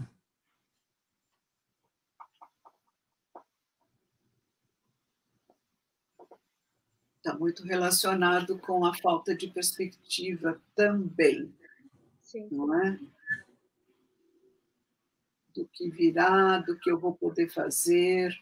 Já tem alguns indicadores falando de aumento mesmo, né? Sim. De aumento de suicídio. E a ideação do que eu tenho visto e entendido relacionada a isso, a desesperança, desamparo. Bom, tem os 3 Ds famosos, né? Depressão, sim, desesperança e desamparo. E eu acho que a gente está encontrando isso. Agora, se todos vivemos em escalas diferentes, não podemos dizer que todos têm uma ideação suicida. Então, o que faz com que algumas pessoas lidem com esta realidade nessa perspectiva de terminar com isto, né? E o terminar com isto não precisa ser terminar com a minha vida, né? Que outras alternativas a gente pode achar para lidar com essa situação tão aguda, né? A Luciana já entrou 2 vezes com uma fala de contato que ela tem com tripulantes de navio que nessa situação de pandemia estão presos realmente, né? E de relatos de casos de suicídio numa situação desse tipo, né? Então, as pessoas levadas ao extremo da desesperança, de falta de fé, de falta de perspectiva, né? E de uma maneira muito concreta, né? Porque, bem ou mal, a gente aqui ainda pode ir andar até o supermercado, fazer outras coisas. Agora, quem está realmente preso nessa situação fica mais complicado. Agora, quanto aos idosos, não é séria, porque a ameaça, vamos dizer assim, da virulência da pandemia para as pessoas mais velhas é muito grande, muito maior, né? E então eu acho, criado sim preocupações muito grandes, né, nas pessoas mais idosas, inclusive porque é frequente que a partir de 60 anos, tal, as pessoas tenham mais alguma comorbidade, né? A questão da pressão, a questão do diabetes, o funcionamento do rim, ou não sei o quê, quer dizer, alguma coisa. Então, deixa essas pessoas muito vulneráveis. Né? E eu acho que isso, do ponto de vista psicológico, também é muito ruim, porque aumenta muito o medo, né, de ser contaminado, né, e faz as pessoas pensarem mais concretamente na possibilidade de aniquilamento, né, na possibilidade de morrer. Porque essa história de dizer, quer dizer assim, eu acho, inclusive, uma leviandade e um desrespeito, por exemplo, declarar morrer tem que morrer, vai morrer uma porção de gente mesmo, tal, não sei o quê, mas o que vai fazer? Tem que tocar a vida para frente. Isso, claro, todo mundo vai morrer, nós somos finitos, sabemos, esse é o grande problema da nossa vida, né? Agora, se você tem uma visão de mundo que você vive para morrer, você morre cada dia em vez de viver cada dia. Cada dia é uma nova vida, não cada dia é uma nova morte. Então, eu acho que realmente é muito importante, inclusive, o apoio, né, a proximidade, quer dizer, com as pessoas. Quem tem pessoas mais idosas na família, procurar todo dia um contato, uma coisa, para manter a pessoa ligada, né? E sentir algum cuidado, algum interesse, algum afeto, algum apoio, né? Porque senão se fecha nessa questão de, de contaminação, pode ficar até com problema de toque, de medo de pegar nas coisas, de medo de encontrar as coisas, etc. Quer dizer, então, limita de uma tal maneira a vida, né, e que faz muito mal para a saúde psicológica. E quanto as famílias, mesmo estando separadas, podem estar tendo um cuidado especial com esses idosos. Exatamente. Né? Fazendo ligações, conversando, sugerindo que as crianças busquem histórias de família, né? Porque, assim, eu acho que essa pandemia colocou um peso nos idosos muito grande, como se a culpa da quarentena fosse por causa dos idosos. Então, assim, sabe, eu estou aqui preso porque os idosos não podem ficar doentes. Então, sabe, os memes, as piadinhas, as brincadeiras machucaram. E, às vezes, as famílias, na melhor das intenções, isolaram esse idoso. Só deixa o supermercado na porta e saio correndo. Você quer coisa mais O olhar de ajudar. Vocês querem coisa mais perversa do que um médico, uma enfermeira ter que resolver numa situação de 2 pacientes em crise, o mais velho e o mais novo, para quem eu ponho o respirador? Quer dizer, assim, reforça a ideia de que velho é inútil e que só dá despesa, só dá confusão, e que não precisa de velho. E há vidas mais importantes. Exatamente. Gente, o nosso horário já está avançado, essa conversa tá muito gostosa. Eu gostaria de chamar o Edson para se juntar a nós, para a gente ver quais foram os comentários que foram vistos nas mensagens que foram mandadas, o que as pessoas estão pensando. Bem-vindo, Edson. Olá. Oi. Bom dia ou boa tarde, né? A gente está bem no meio.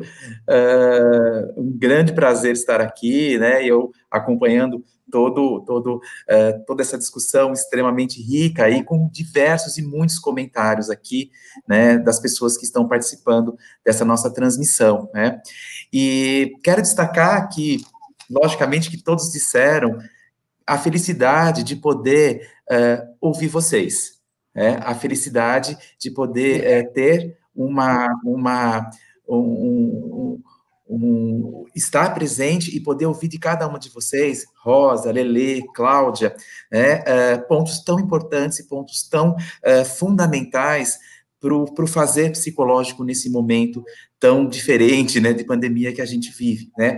Então, muitos comentários ressaltando a felicidade de participar, né, desse encontro, né, pessoas que são do núcleo, né, que participaram e que foram alunos, né, da graduação, da pós-graduação, do mestrado, do doutorado, mas também muitas pessoas que acabaram, né, se interessando porque estão vivendo, né, diretamente essa situação e que agradecem imensamente, né, essa gentileza e essa troca e essa possibilidade de vocês, como estudiosas e com experiência imensa, né, no trabalho com pessoas, né, gentilmente trocarem essas visões, essas percepções que vocês estão tendo aqui. Eu quero destacar uma coisa, um pouco, né, nisso que eu acabei de dizer, é que as pessoas comentaram, né, o quanto a possibilidade de estarem aqui com vocês, estarem aqui na live, na transmissão, foi para elas um fator de autocuidado, tá? Então,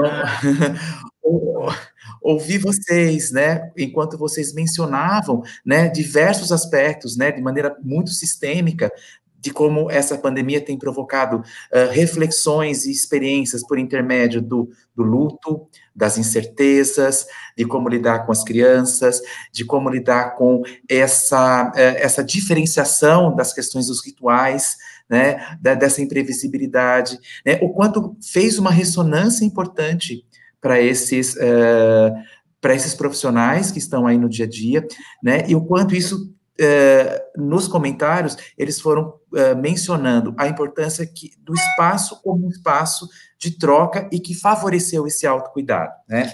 Então, comentários, por exemplo, né, como estou me sentindo muito cuidada aqui agora.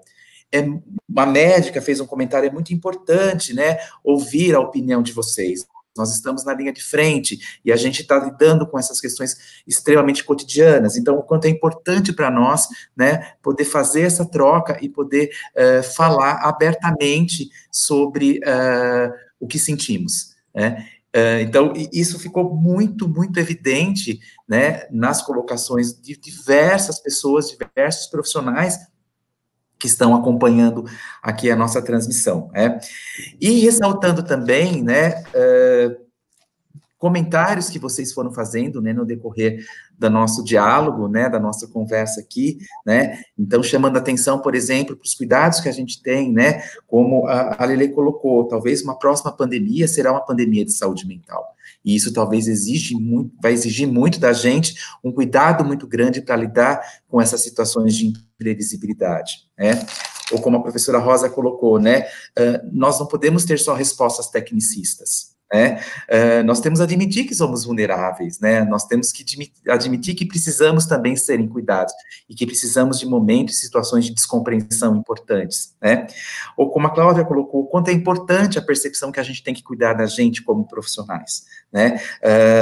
Como fazemos, né? Como estamos nos cuidando, né? Porque muitas vezes não temos respostas prontas para uma situação da qual ninguém tem, né? Então, essa cultura, né, que foi muito frisado, né, por vocês três, que é a cultura da certeza, né, ela aumenta essa vulnerabilidade. Então, às vezes nós não temos respostas, às vezes temos que buscar recursos, né, em situações que vão nos deixando na própria experiência, mas para que a gente possa, né, cuidar, né, do nosso fazer, do nosso estar, né, para que a gente se perceba também, né, como parte desse sistema, né, e imbuído nesse grande desafio, né, e do que esperam de nós como profissionais de saúde mental, tá? Tem muitas perguntas aqui, né, a gente tocou em algumas temáticas, né, principalmente agora, né, em relação a questões de religiosidade, espiritualidade, questões, né, de ideação suicida, né, e também de questões relativas a idosos, né, assim, o quanto eles ganharam uma visibilidade, né, nessa situação por serem grupos vulneráveis, mas o quanto também existe, né, um preconceito velado, situações veladas, né, como na própria violência, né, que a Lelê colocou, vai para debaixo do tapete, né, então, isso, de uma certa maneira, está causando impacto e afetando, né, várias situações que nos tornam muito humanos e que, de uma certa maneira, evidenciam, né, nossa reflexão, esse nosso pensamento, tá? A gente refez o registro aqui de todas as perguntas e também de todos os comentários, os depoimentos, tá? E a gente depois também faz um consolidado disso tudo e a gente também vai passar para vocês, tá? E, então, perguntas muito objetivas, né? Por exemplo, em relação ao curso de terapia familiar, a segunda semana de estudos, tá, Lelê? Né? Questões muito pontuais também, que a gente vai reportar também para essa nossa audiência, que foi uma audiência bastante consistente, né? E também algumas perguntas mais específicas, né? Acho que é isso. Muito bom. Muito obrigada aí por este compilado que você fez, essa reflexão. É para a gente pensar mesmo no que foi possível a gente trabalhar aqui, né? Temos algumas perguntas, eu não sei se a gente vai ter um tempo para isso, né, mais específicas, né, que acabaram surgindo também agora, né, né, mais no final aqui. Não sei se faço, se eu consigo fazer nesse momento. Pode fazer, Edson, acho que pode fazer. Acho que a gente ainda tem um tempinho. Tem um tempo ainda, né? Temos. Tudo bem? Tá. Então, acho que teve uma pergunta, né? Ela não veio agora no final, mas ela veio mais, né, no início da nossa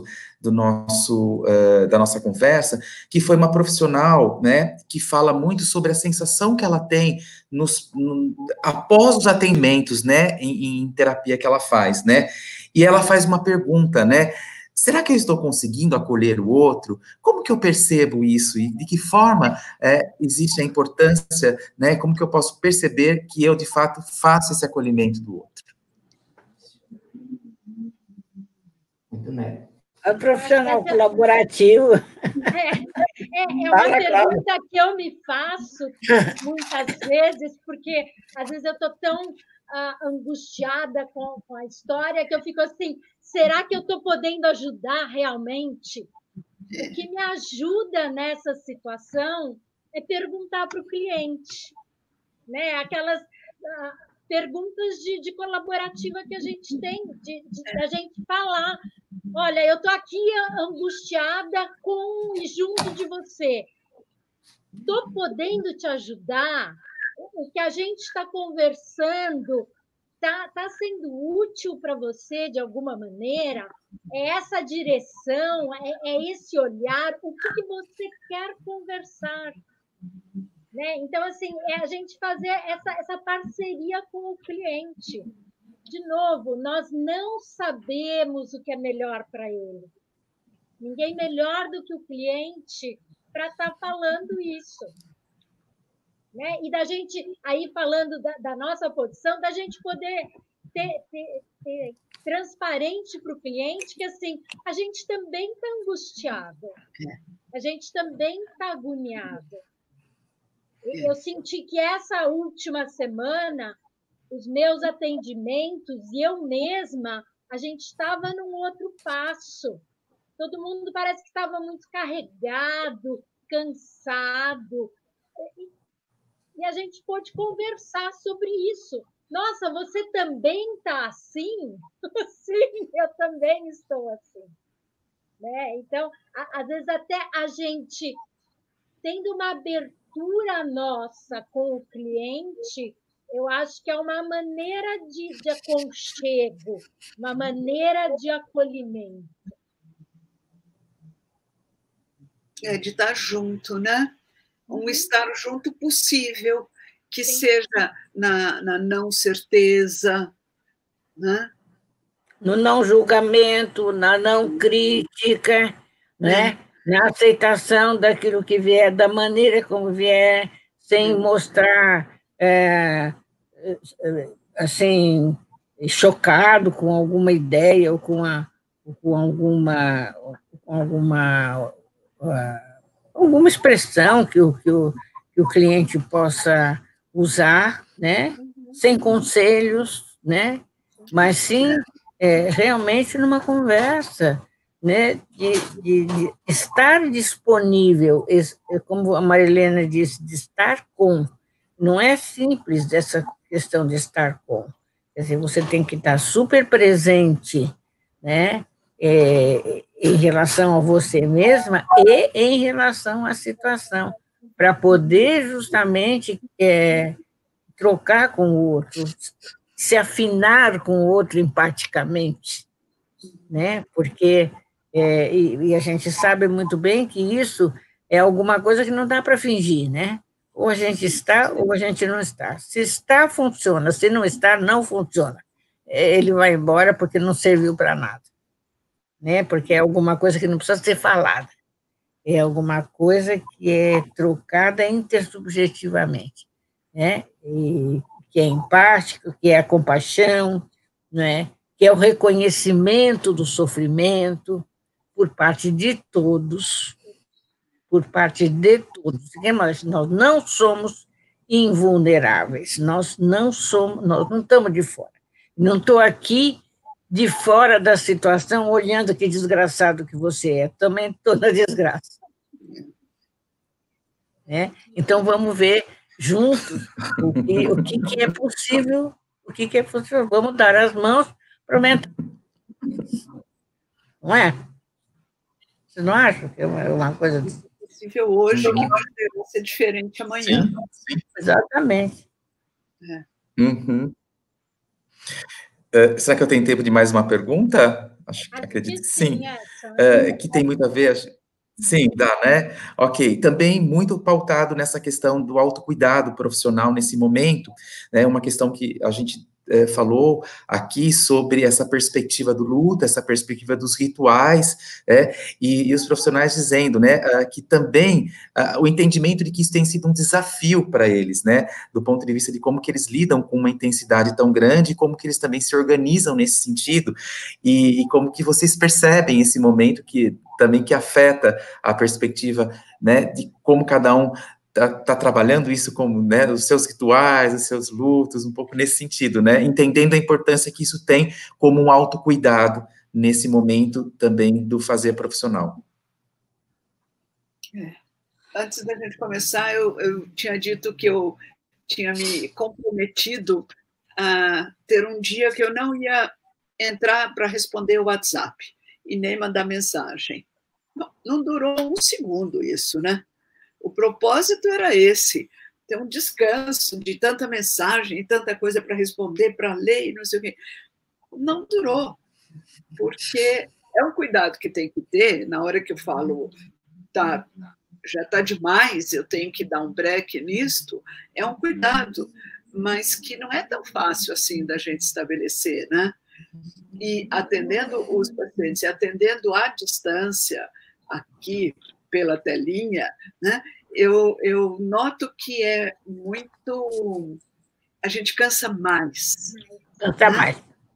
Cansa mais, porque a gente está com muita atenção ali e tudo mais. Então, se normalmente entre um paciente e outro eu dava um intervalo, 10 minutos, bebe uma água, vai ao banheiro, tal, não sei o quê, agora não basta isso, não.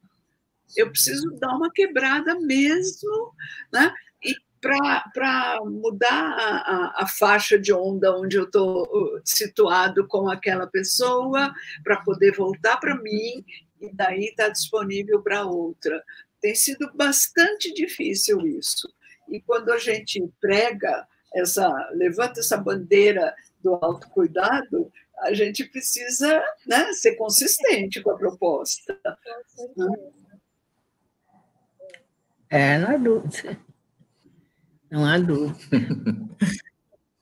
Saber colocar os limites, né? Até do quanto a gente está atendendo, do que a gente faz, né? Se a gente está levantando, está se esticando, que recursos a gente está usando para lidar com esse jeito diferente que a gente está fazendo, que de fato nos cansa mais, nos estressa mais. Não, e muitas vezes não está junto.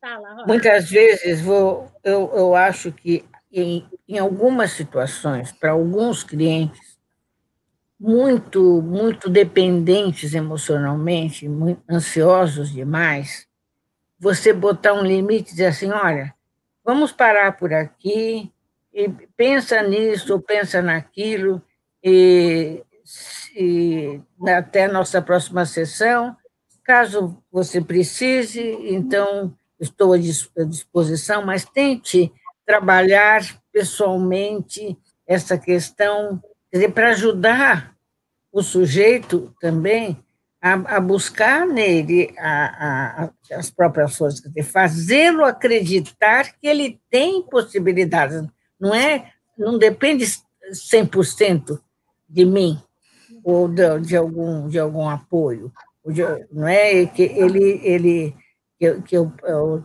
posso dar algumas pistas ou algumas dicas partindo dos próprios elementos que ele traz, para ele trabalhar um pouco, porque ele pode, ele sabe. Então, assim, eu tenho certeza que você vai encontrar alguma forma de ver isso diferente, daí você me conta na próxima sessão. Fortalece o sujeito. Encorajamento, né? Hã? Um encorajamento. Lógico. Que, de uma certa forma, é uma forma de empoderamento, de fazê-lo acreditar que pode. Né? Porque, justamente, quando você fala nos 3Ds, a desesperança vem do fato do sujeito acreditar que não tem nada que ele possa fazer. A vida dele não está nas mãos dele. E justamente o que nós temos que fazer é assim, tá assim, você tem como, você tem recursos, eu vou te ajudar, estou te ajudando, estou com você, mas vamos juntos buscar os seus recursos.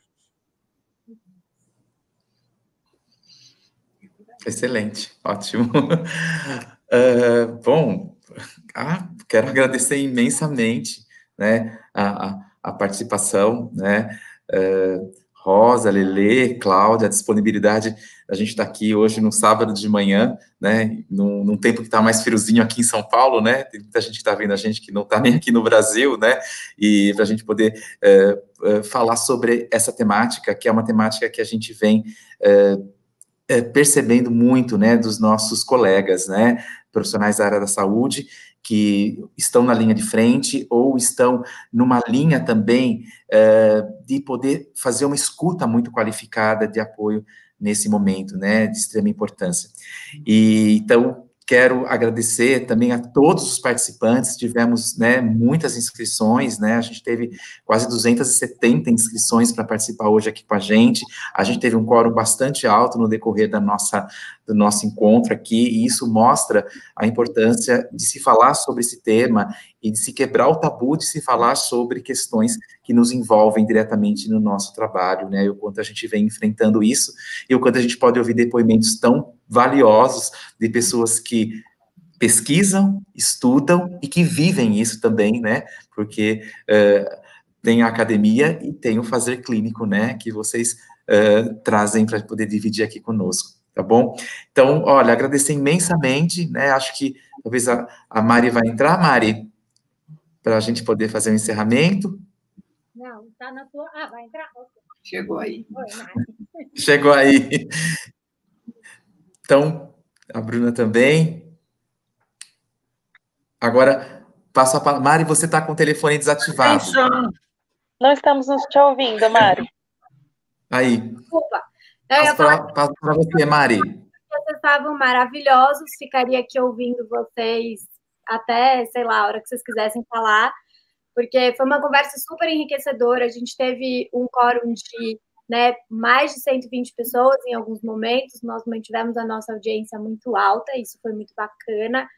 Queria agradecer pela participação de vocês, tanto vocês que estão aí, né, nos presenteando com essas falas super acolhedoras e super potentes, quanto as pessoas que mandaram comentários, que mandaram perguntas. A participação de vocês é sempre fundamental para que a gente produza conteúdo de qualidade e que seja benefício também do que vocês estão afim e disponíveis para ouvir. Como o Edson, né, depois da sua fala, Edson, acho que eu não tenho nem muito a complementar. Acho que você se interessou muito, né, da troca que aconteceu nesse bate-papo. A gente tinha pensado no modelo, e que não era uma live, mas também não era uma aula teórica, e acho que a gente conseguiu entregar algo muito bacana. E queria agradecer, então, a Rosa, a Lele e a Cláudia por, enfim, por tudo, pela parceria, pelo cuidado, pela gentileza de vocês também, comigo, com a Bruna, com a Edson, com a nossa equipe durante a organização disso tudo, e dizer para as pessoas que estão assistindo que, em breve, quem sabe, a gente tenha outro seminário. Lele, as pessoas também mandaram comentários dizendo que estão esperando um seminário do Instituto Maria Helena, então fica aí, fica de repente, para a gente pensar em outras ações juntas. E é isso, gente, obrigada. Se inscrevam no nosso canal no YouTube, que a gente vai lançar uns conteúdos legais lá também. No nosso Instagram tem a nossa agenda, tem algumas publicações bacanas que a gente faz também. E aqui no nosso Facebook também a gente divulga muita coisa. Então, e também tem o nosso site, né, Bru, que acabou de ser reformulado, e que está lá também, tem alguns textos, algumas informações, e onde vocês também podem encontrar nomes de terapeutas formados pelo núcleo. Então, acho que fica aí também um convite para vocês conhecerem e mandarem sugestões do que vocês estão a fim de ver, porque a gente está muito disposto a fazer essa parceria com vocês. Então, eu queria agradecer a todo mundo mais uma vez, um beijo para todos, e até a próxima. Eu agradeço também. Acompanhem a gente nas redes sociais, mandem e-mails, está muito legal tudo isso, para que a gente entregue um conteúdo que vocês estão aí gostando, precisando saber um pouco mais. Agradeço vocês todas por ter participado, Edson por ter feito esse complemento maravilhoso, todo mundo que está assistindo, foi muito legal, a gente acompanhou aqui os comentários. Muito obrigada pela participação de vocês, a gente se vê em breve, né? Vamos nos ver. Muito com obrigada. certeza. Se não Com for certeza. pela tela, vai ser pessoalmente. Obrigado. Obrigada. Obrigada, gente. Obrigada a todos. Obrigado, Obrigada a Lele. vocês. Obrigado, Rosa. obrigado, Cláudia. audiência. Tchau. Foi um prazer. Estou sempre disponível. Sim, muito querida. Muito obrigada, Rosa. Tchau, gente. Tchau, tchau. Tchau. Tchau.